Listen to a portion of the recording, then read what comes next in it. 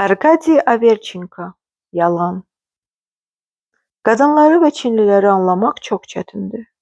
Mən Çinli tanıyıram ki, 2-3 il səbirlə qoz boyda fil sümüyü üzərində çalışır. Bu formasız fil sümüyündən Çinli bir ordu qədər alətdən istifadə edib gəmi yolub düzəldir. Gəminin yelkənləri, müxtəlif hissələri var. Lazımi qədər komanda üzvləri də öz yerlərində durublar. Həm də hər bir matros xaş-xaş dənəsi boydadır. Gəmidəki kəndirlər elə incədirlər ki, heç kölgələri belə düşmür. Bütün bunlar nə üçündür? Belə bir gəmidə heç bir səyahət etmək olmaz. Elə incə, zərifdir ki, sarsaq Çinlinin bu əsərini astaca ovucda sıxıb məhv etmək olar. Qadın yalanı da mənə qoz boyda olan Çinli gəmisini xatırladır. Böyük səbir hiləgərliklə başa gəlir və bütün bu yalan heç bir məqsəd olmadan, xeyir güdmədən edilir və yalnız bir toxunuş bu yalanı məhv edə bilər. Dramaturqun pyesinin oxunmasını gecə saat 12-yə təyin etmişdilər. Mən biraz tez gəlmişdim və darıxdırıcı zamanı öldürmək üçün evin sahibi vəkil Lyazqovla siqar çəkirdim. Tezliklə əyləşdiyimiz kabinetə üzü çəhrayı rəngdə olan çox hərəkətli Lyazqovun xanımı daxil oldu. Hansını ki, bir saat bundan öncə mən teatrda görmüşdüm. O bizim ümumi tanışımız olan Tanya Çırnaşukova ilə birlikdə idi. Bu nə işdir belə? Şən səslə Lyazqovun xanımı dedi. 12 az qalıb, amma qonaqlar hələ yoxdur. Gələcəklər. Lyazqov dedi. Sən hardan gəlirsən? Simacan. Mən? Mən Basinkadakı buz üstə konki sürmə meydançasından gəlirəm. Tatskinin bacısı Mariya Aleksandrova ilə birlikdəydim. Yavaşca, ehtiyatla kreslo ilə dönüb Serafima Petrovnanın üzünə baxdım. Görəsən o niyə yalan danışır? Bunun nə mənası var? Mən düşünməyə başladım. Qadın niyə yalan danışdı? Bu əhvalatda məşuqun olması istisnadır. Çünki teatrda bütün tamaşa boyu Tanya ilə qadın əyləşmişdi. Tamaşadan sonra teatrda onunla birlikdə çıxdı. Saata fikir versək, oradan düz evə gəlibmiş.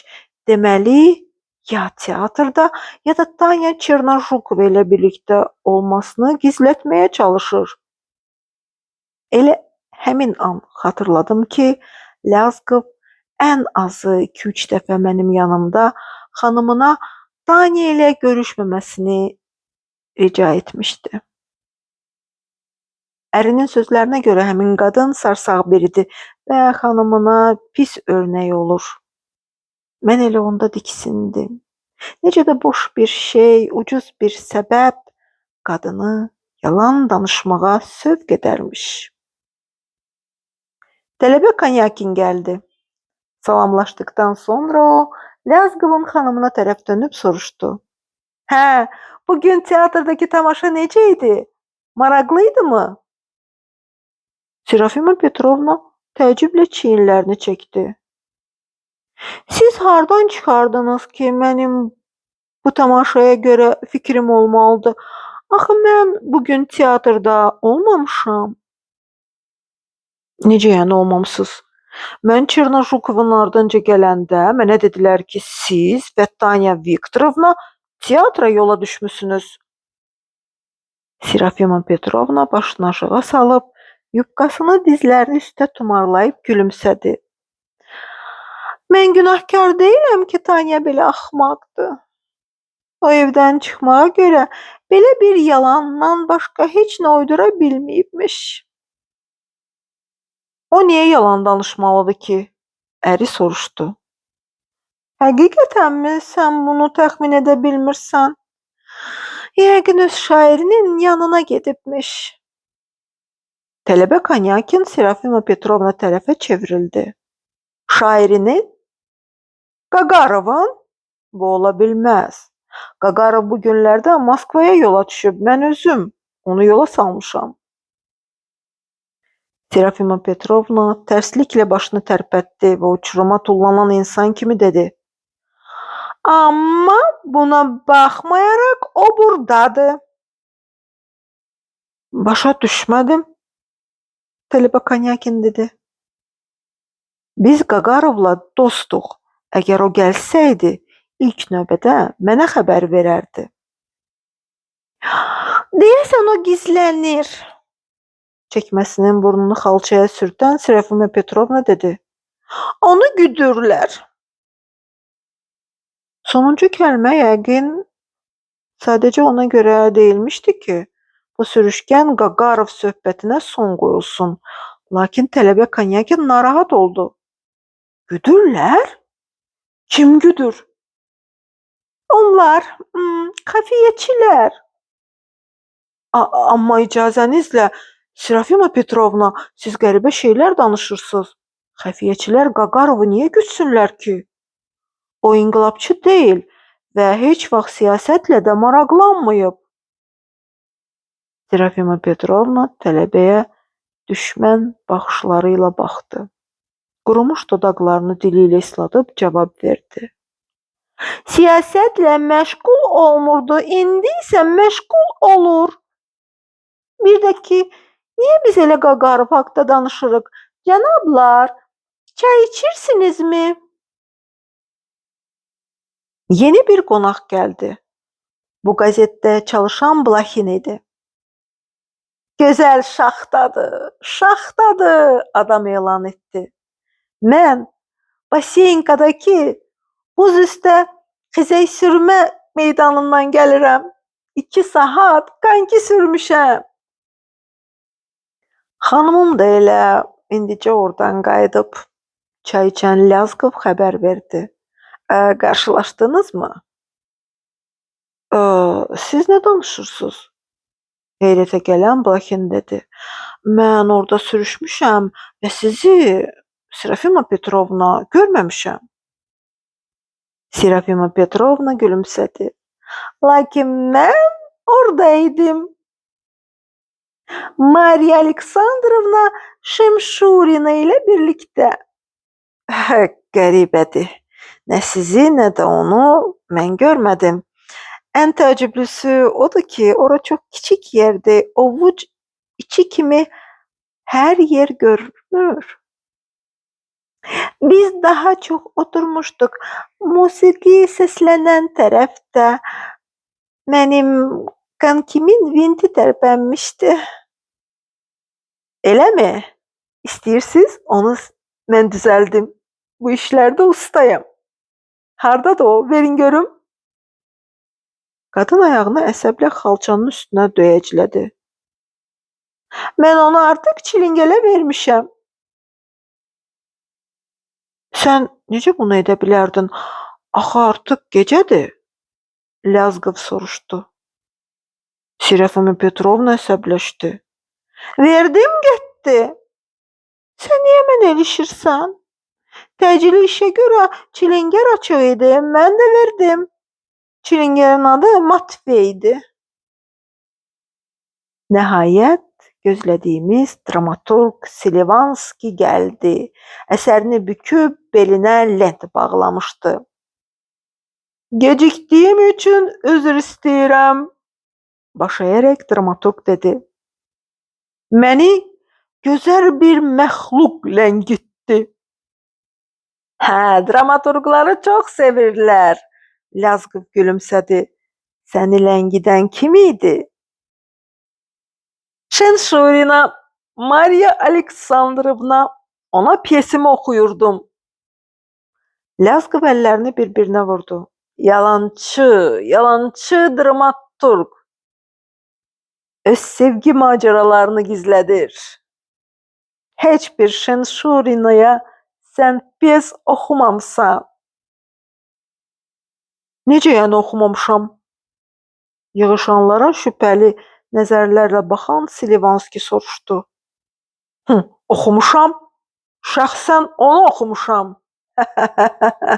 Lyazkov güldü. Simaca, Ona de ki, yalanının üstü açılıb. Axı Şimşurina səninlə kankidə olub.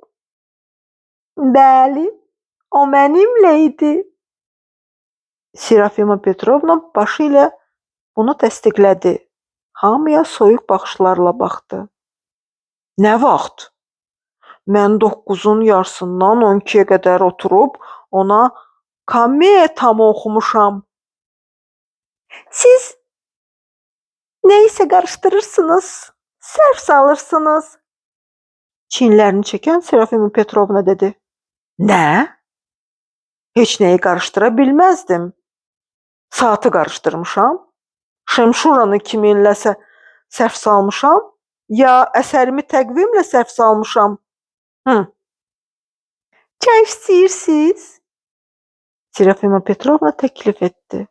Xeyr, gəlin aydınlaşdıraq. Şimşurina ilə siz kankidə saat neçədə olmusunuz?